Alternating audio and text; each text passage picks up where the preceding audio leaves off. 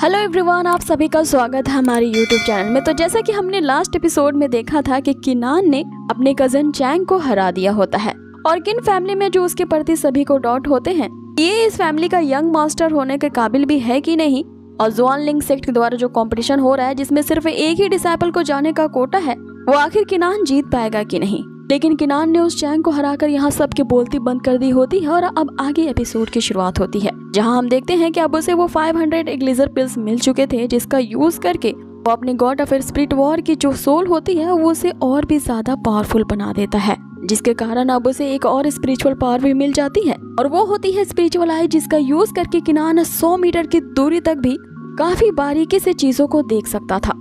साथ ही उसकी God of war की जो फाइटिंग स्पिरिट होती है वो भी अब 8 लेवल तक पहुंच चुकी थी। लेकिन किनान को अभी इस सवाल का जवाब जानना था कि आखिर गॉड ऑफ वॉर की स्पिरिट ने उसे ही क्यों चूज किया।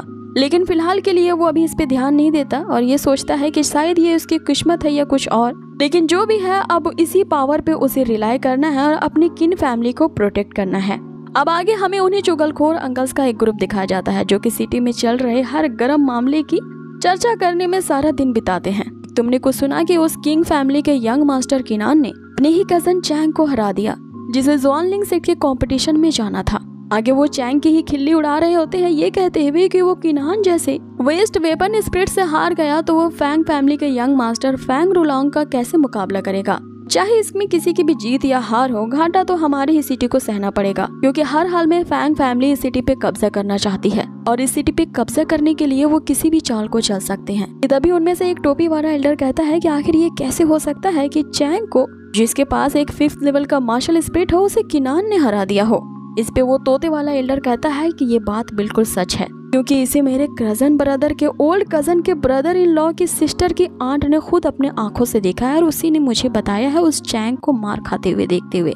अब इनकी ये गॉसिप यही खत्म होती है और आगे हमें चैंग को दिखाया जाता है जो कि गुस्से में तप रहा होता है कि तभी उसके फादर उसके पास आते हैं और उसे एक मैजिकल ग्रास देते हैं, क्योंकि यहाँ चैंग किसी भी तरह से जुआनलिंग सेक्ट के द्वारा निकाले गए एक स्टूडेंट के कोटा में हर हाल में जाना चाहता है, चाहे उसे साम दाम दंड भेंट का यूज क्यों न करना पड़े। आगे वो ये डिसाइड कर लेता है कि वो सबको बता देगा कि किन फैमिली के अगला हकदार सिर्फ वो ही है और वही हेड ऑफ द फैमिली बनने के भी लायक है, और इसके लिए वो कचरा किनान तो क्या उसे कोई भी नहीं रोक सकता। इस पे उसके फादर कहते हैं कि एक बार जुआनलिंग सेक्ट तुम्हें अपना डिसाइपल एक्सेप्ट कर ले, इस पे किनान तो क्या कोई भी तुम्हारे लिए मैटर नहीं करता। अब अगले सीन में हम किनान को देखते हैं जो इन सभी बातों से बेखबर सिर्फ अपनी प्रैक्टिस में लगा होता है।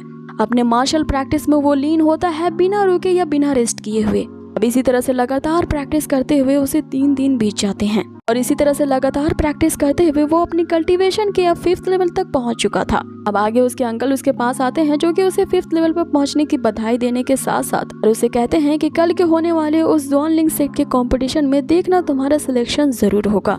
और अब उसकी मदद करने को वो अपना जिंदगी भर का जो शॉर्ट स्किल होता है, जिसका अगर यूज कोई कर ले तो कोई भी मैन एंड शॉर्ट इंटीग्रेशन के रल में पहुंच सकता है। और उस रेल में पहुंचने के लिए प्रैक्टिस करने के लिए उसके अंकल उसे एक थंडर शॉट टेक्निक की एक बुक देते हैं। किनान उस बुक को लेकर के काफी खुश होता है, जैसे उसे किसी प्रकार का कोई खजाना मिल गया हो और 1 सेकंड की दूरी किए बिना ही वो उस शॉर्ट स्किल को गहराई से पढ़ने लगता है। अब आगे उसके अंकल कहते हैं कि अगर तुम्हें कोई भी क्वेश्चंस या डाउट हो तो मैं यही हूँ, तुम मुझसे पूछ सकते हो। अब किनान उस बुक को पढ़ने में बहुत लीन हो जाता है। तभी उसकी सर्वेंट गर्ल जायू ने उसके लिए एक केक बेक किया होता है जो वो उसे देने के लिए आती है कि तभी अंकल उसे रोक देते हैं ये कहते हुए कि कल ही वो सिलेक्शन सेरेमनी शुरू होने वाली है और उसके पास अब जरा भी टाइम नहीं है, तो यंग मास्टर को उनकी प्रैक्टिस के लिए अकेला छोड़ दो, क्योंकि उसे जीतने के लिए काफी वक्त चाहिए। अब आगे उस बुक को पढ़ने में वो इतना लीन हो जाता है कि कब रात हो जाती है और फिर बारिश शुरू हो जाती है उसे जरा भी पता नहीं चलता। इतने में जायू को अपने मास्टर की चिंता सताने लगती है और वो उन्हें अम्ब्रेला देने के लिए चाहती है कि तभी अंकल उसे ये कहते हुए फिर से रोक लेते हैं कि अभी यंग मास्टर को डिस्टर्ब नहीं करो, क्योंकि वो अपने कल्टीवेशन के काफी क्रिटिकल मोमेंट पे है। लेकिन यहाँ जायू को ये चिंता सता रही होती है कि वो बुक कहीं गीली ना हो जाए कि तभी हम देखते हैं कि किनान के अराउंड एक गोल्डन शील्ड अपीयर होता है जो उसे बारिश से प्रोटेक्ट करता है। अब ये देख के यहाँ अंकल समझ जाते हैं कि ये गोल्डन शील्ड तो इसी बात का संकेत है कि उस शॉर्ट स्किल की टेक्निक को किनान ने एक ही दिन में समझ लिया है और इसे समझते हुए वो शॉर्ट एंड मैन के कॉम्बिनेशन रेल में भी पहुंच चुका है। अब इसी प्रैक्टिस में उसे सारी रात बीत जाती है और अब आगे अंकल आके उससे पूछते हैं कि आखिर इतनी जल्दी तुमने उस रेल में ब्रेक थ्रू कैसे कर लिया। यहाँ जायू को ये समझ नहीं आता कि आखिर ये मैन एंड शॉर्ट की यूनिटी रिल्म क्या है, जिसपे किनान उसे समझाते हुए बताता है कि लोगों के जैसे ही वेपन्स के भी सेम माइंड होते हैं, जिसे ह्यूमन और मशीन इंटीग्रेशन कहते हैं। और इस रिल्म में पहुंचने का मतलब है कि आप अपने वेपन से पूरी तरह से कनेक्टेड हैं और जिस तरह से अपने माइंड में सोचेंगे आपकी वेपन भी उसी तरह से ही चलेगी। और वो गोल्डन शील्ड की लाइटनिंग इसी रिल्म में पहुंचने का प्रतीक है।